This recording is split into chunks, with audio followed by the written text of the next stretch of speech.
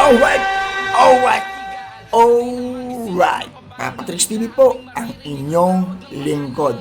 Nais ko lamang pong magbahagi sa inyong mga kababayan ko na itong darating na eleksyon, isa lang po ang pwede nating ibotong party list.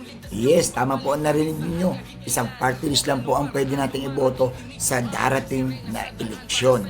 Kaya, vote-wise po tayo mga kababayan ko. Siyempre ang iboto natin, yung party list na kayang tumugon 24 oras sa pangangailangan at sa mga seguridad ng ating mga kababayan.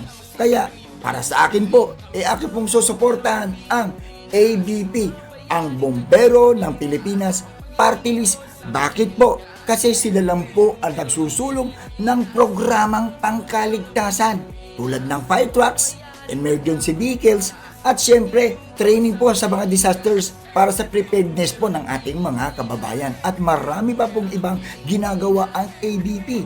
Kaya po, sa darating na eleksyon, ilagay na po ninyo number 134 sa balota. ABP, ang Bombero ng Pilipinas Party List. Sila lang po ang nag-iisa at talagang para sa pagbabago sa bayang ito. Alright!